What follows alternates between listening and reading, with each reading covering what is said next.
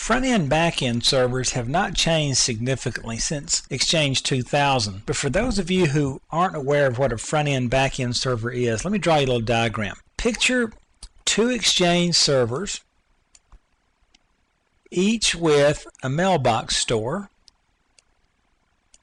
and we'll say this is a mailbox store for whatever reason, and users, because of Active Directory, get directed to one or the other computer. Now, the more users we have, obviously, the more the load on both the servers. Now, if we're using encryption, then both servers get involved in the process of decrypting. They get involved in the process of lookups on the folders themselves, on the mailboxes, and so forth. Well, a front-end back-end server can balance that load out. Let's talk about the same scenario with two servers. And in this one, we designate one as a front-end server, and then the other begins to operate as a back-end server. It has the mailbox store. We don't put any mailbox stores on the front end. So all the users hit the front-end server, and the front-end server handles authentication, encryption, decryption, and so as the user sends information in, the front-end server directs it to the appropriate back-end server. And now we can have a number of back-end servers with mailbox stores, and the front-end server will direct traffic to those.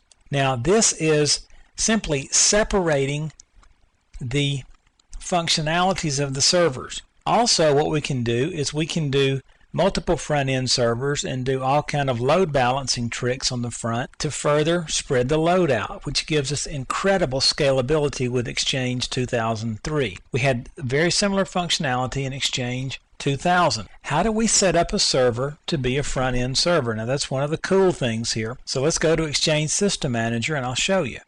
So notice I've opened Exchange System Manager, and so what I'll do is expand administrative groups, expand my servers, and notice on Leesburg, my server object, I'll right click it, go to properties. Then you'll notice all I have to do is click. This is a front-end server.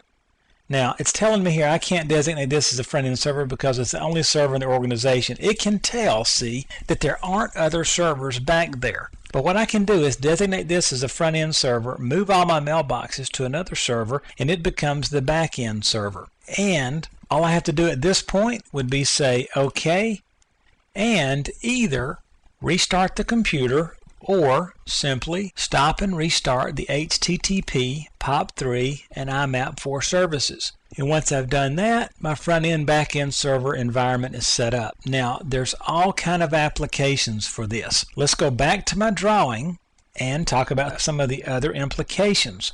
What if I have my back-end servers back here, and I have my front-end server? I can put my front-end server outside my firewall. It's the only thing exposed to the public network, and it passes the requests or the messages or so forth back and forth through the firewall. So this guy is exposed, but even if he's compromised, there's no mailbox data here. There's no data out here. He's protected by the firewall.